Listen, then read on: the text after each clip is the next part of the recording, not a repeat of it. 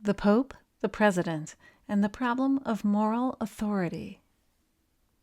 Guys, when I saw this picture that the president posted on Truth Social last month, I have to tell you, I had a very strong reaction to it as an avowed, outspoken atheist. Man, I wish there were a God. Can you imagine? Oh well. You know who's to blame for this unholy baby of narcissism, blasphemy, and AI, don't you? That's right. 2 weeks before that, 1 month after the U.S. and Israel bombed Iran, this guy said some very provocative things during his first Palm Sunday Mass as Pope. He said that God rejects the prayers of those who wage war, that we should listen to the painful groans of all those who are oppressed by violence and are victims of war. He said, "Have mercy, lay down your weapons, remember that you are brothers and sisters." Then, the next Sunday, on Easter, the president said, well, I don't want to read that one out loud. I'll read a message he posted on Twitter 2 days later. "A whole civilization will die tonight, never to be brought back again. I don't want that to happen, but it probably will." When the Pope was asked about this tweet, he responded, "This threat against the entire people of Iran is truly unacceptable. I would like to invite everyone to truly think in their hearts about the innocent people, so many children, so many elderly, so many completely innocent, who would also be victims of this escalation." Here are some other things the Pope has said. Enough of the idolatry of self and money. Enough of the display of power. Enough of war. Too many people are suffering in the world today. Too many innocent people are being killed. And I think someone has to stand up and say there's a better way. Me too. I've been longing to hear this kind of unapologetic plea for peace. If you'll recall, in response to the initial bombing of Iran, it seemed like a lot of politicians, even on my side, were reluctant to speak quite so clearly. Congressional leaders said things like, "Well, Iran is very, very bad, but this war would be very expensive." The Pope said, "Think about the innocent people who will die." Congressional leaders said things like, "But what about the rules? You're supposed to get permission." The Pope said things like, "Let those who have the power to unleash wars choose peace." Reading the Pope's words gives me this great sense of longing for a voice of moral clarity. I'm not Catholic, I'm not religious, I'm not a believer, but this Pope makes me want some authority to speak of right and wrong in simple and absolute terms. Now here I should say that I do not believe morality is the province of religion. I'm a vocal atheist who's written about all the benefits people get from religion and how non-believers can get them too. But contrary to popular belief, morality doesn't come from religion or reside there. Religious people can be moral, of course, but if they are, it's not because of their holy texts. This is easy to prove just by taking a closer look at a biblical text that's supposed to be foundational and even inspiring. It's even got the 10 Commandments in it. Let's talk for a minute about the book of Exodus. Exodus tells the story of the Israelites' escape from Egypt, which, as a Reformed Jew, I celebrated during Passover all my life. Retelling this story of liberation, celebrating freedom, and condemning slavery. But when we took our kids to my in-laws for Seder, I couldn't help noticing how brutal the story was. Even the content made specifically for children seems to really enjoy those nasty plagues. Here are some super fun coloring pages you can download and print to entertain your children while they wait for their matzo ball soup. I particularly like this adorable dead mouse. But seriously. Anyway, my kids, who had never been to Sunday school and aren't even particularly nice, still managed to access a positively papal level of moral outrage about the sheer number of dead babies. At the time, I didn't believe in God, but I still had this notion that Passover was a holiday that taught important moral lessons. I thought I could turn this Seder into a positive learning experience if I went back to the holy text itself and focused on the moral concepts embedded in the original. Terrible idea. The setting is ancient Egypt, where the Israelites are enslaved and suffering under a murderous regime. God, hearing their pleas, conscripts Moses in a plan to get Pharaoh, Egypt's ruler, to let them go. To show his might, God turns a rod into a snake and water into blood and covers the land in frogs and then in gnats. The Egyptians admit defeat at gnats. Still, the Lord keeps sending plagues: flies, disease, boils, hail, locusts, darkness. Here I must emphasize, each of these plagues works, convincing Pharaoh to free the Israelites. But then God makes Pharaoh change his mind, so he, God, can send another plague. Finally, the big finish, the murder of every firstborn child, of Egyptians, but of prisoners, non-Jewish slaves, and animals too. When the Israelites leave, God makes Pharaoh decide to send the Egyptian army in pursuit. He parts the Red Sea for Moses, then he makes the Egyptian army follow them, at which point he drowns every one of them down to the last horse. What's the point of this literal overkill? Is God teaching people a brutal lesson about the consequences of enslaving other human beings or collaborating with an oppressive regime? No. He's teaching them a brutal lesson about worshiping and fearing him, or else. After they're free from the Egyptians at last, God tells his people, "If you will listen carefully to the voice of the Lord your God and do what is right in his sight and give heed to his commandments and keep all his statutes, I will not bring upon you any of the diseases that I brought upon the Egyptians, for I am the Lord who heals you." This was a story in which God punishes people for things he made them do, merely so he can inflict maximum indiscriminate carnage. Discriminate carnage, as an assertion of power and authority. This wasn't a story about slavery and freedom, right and wrong. Why did I ever think it was? Because every Haggadah I had ever seen and every Seder I had ever been to went to great lengths to interpret this immoral story as moral lessons.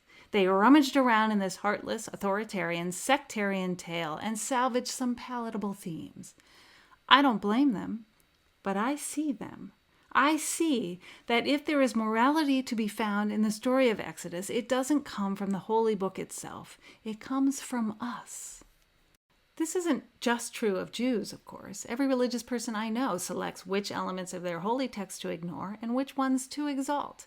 Every religious person I know searches their traditions for words and ideas that match their core beliefs about the value and meaning of human life, our responsibility to one another, which ethical imperatives should take priority over others. And they downplay or downright ignore the stuff that doesn't fit what they believe. Progressive Christians ignore the parts of the Bible that forbid homosexuality or sanctify vengeance and focus on the parts that emphasize humility and compassion. Progressive Muslims ignore the parts of the Quran about slaying idolaters and focus on the parts about feeding the poor. Sometimes I hear people speak dismissively about believers picking and choosing, as if that's evidence that they are somehow being dishonest or self-serving. I guess it can be, but it's also evidence of human beings following their own moral compass, even when it's at odds with the tradition they were raised in. It's evidence of moral independence. Religious people applying their own moral reasoning has even changed their faiths themselves. The Catholic Church no longer teaches that Jews killed Jesus or that when babies die unbaptized, they spend eternity in limbo. The Episcopal Church and Reform and Conservative Jews both now allow women to be clergy. In all kinds of faiths, official doctrine has changed over time on gender, race, sexuality. Or sometimes there's a break from the old church and a new church begins. So where does that pressure to change come from? From people bringing their own morality to their religion, not the other way around. That's not always a good thing. I'm not saying that. What I'm saying is that to anyone who asks, how can we be responsible for our own morality? I answer, we already are. When they ask, without religion, how can we decide what's right or wrong? We already do. Secular or religious, believer or non-believer, we already make those choices for ourselves, whether we can back it up with a piece of scripture or not. It's not coming from the scripture. It's coming from us. Giving up religion just means giving up the option of pretending otherwise. Secular people know we are responsible for our actions and our inaction. That's a liberating thought.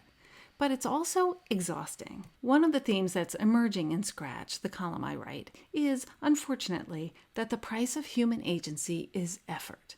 You want to invent a holiday that celebrates something you really care about? Okay, here's your to-do list. You want to have a church that doesn't revolve around a supernatural being, but does provide community and a place to channel your better impulses? Well, that's a lot of work. Last week I wrote about repair cafes, where volunteers help you fix things. On the one hand, it's a simple and sweet idea about people helping people. On the other, it's deeply radical. Our entire consumer economy is betting that I will choose the convenience of buying a new lamp over the inconvenience of fixing a broken one. Our culture insists that we choose convenience at every turn, and convenience is tempting. To wish for a moral authority such as the Pope, an inarguable source of moral clarity, is to wish for a kind of convenience. We're tired. It's exhausting just to keep track of the grotesque actions of the Trump administration, much less to mobilize our fellow humans to feel and act on a sense of moral outrage. Please, could this guy take over for a while? But the reason the Pope's words are so powerful, the reason it makes the news when he says, bombing people is bad, the reason it feels like the world might listen and therefore give us a chance to relax a fraction, is that he derives his authority from God. The moral clarity is there, but God's right behind it. Jesus is the King of Peace, he said. God doesn't listen to the prayers of those who wage war, he said. The Pope is the vicar of Christ, a representative of the Lord himself, and that's why he's listened to by 1.4 billion Catholics and a lot of the rest of us who still reflexively respect the idea of a supreme being. You know who else claims to derive his authority from God? This guy. And of course, this guy. Now, I like one version of this supreme authority better than the other, but they are two sides of the same coin, a way to justify or condemn human actions based not on a sense of basic human decency and compassion, but on a higher power who works in mysterious ways. It's very seductive right now to say, fine, use God's authority to try to convince everyone that war is bad and peace is good. Maybe it will work, but ultimately it's dangerous. For one thing, odds are the Pope will use that same higher power to justify things I think are immoral, placing a higher value on a cluster of cells than a living girl, for instance, or insisting that terminally ill patients should suffer to the natural end of their lives as God intended. But it's not just that the Pope's moral views and mine are bound to diverge. There's something else. Ceding our personal moral responsibility to a higher authority, invisible or not, is a bad habit. And it's more or less the reason we're in the mess we're in. Every time I see a photograph of some outrage perpetrated by the Trump administration, I think about all the people who helped make it happen because they were accustomed to letting the man at the top decide what was right. We as a culture, are accustomed to ceding our personal moral responsibility to a higher authority because, if you think about it, that's pretty much the underlying theme of monotheism, even the softer, kinder version. What is Trump if not a powerful, godlike figure that people obey despite their moral misgivings? What is God if not a mysterious Trump-like figure who commands worship and obedience above all else? President Trump recently participated in a marathon Bible reading with a taped message from the Oval Office. He read a passage from 2 Chronicles 7, in which God speaks to Solomon after he builds him a temple. People usually quote the first part, "If my people who are called by my name will humble themselves and pray and seek my face and turn from their wicked ways, then I will hear them from heaven, and I will forgive their sin and will heal their land." But it goes on. If God's people forsake the decrees and commands he's given them, God says, if they go off to serve other gods and worship them, and I quote, "This temple will become a heap of rubble." As Trump might say, I don't want that to happen, but it probably will. We have been trained for millennia to fear violence and cruelty should we assert our independence, to crave the protection of an authority figure who threatens to turn on us, and to follow his lead even to the destruction of innocent life. But we can untrain ourselves, although it will take work. We can remember that morality lies within us and not above us. We can choose to follow our consciences even when we're told not to. I believe that. And despite everything, people keep showing us it's possible with direct action and refusal. And with their votes. How many authority figures from how many pulpits and podia told their followers not to elect this guy? How many people resisted the pressure of power and wealth and entrenched authority and decided to vote their conscience instead? It's a hard thing that humans possess the moral responsibility for our actions, for our world. But understanding that, embracing that, is the only thing that's going to save us, not the Pope. Okay, everybody, thank you. Don't forget to subscribe.